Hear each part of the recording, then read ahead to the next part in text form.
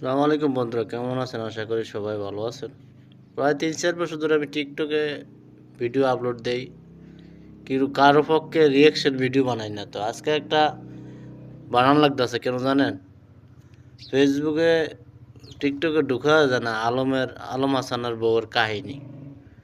তো তাই বলতেছি, শালা সুদ শালা, তুই কি পুরুষ না কা পুরুষ? তুই মহিলার মায়ের খাস, তো টেয়া পয়সা দিয়ে কি লাভ হবে? তোর তো মান সম্মানে নাই শালার পুত। তাই বলতেছি, যে সমস্ত পুরুষ বাচ্চা থেকে না করে বিষ খেয়ে মারা যাওয়াটা ভালো। আলম হাসানের কথা বলতেছি। ওয়াইফে মারছে, আবার তে কয়, আবার দেখায় শার্ট খুললা।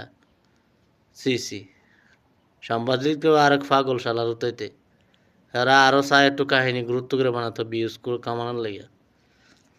তো আজকাল একজন দুজন লেগে পুরুষের কোনো দাম থাকবো মহিলার কাছে?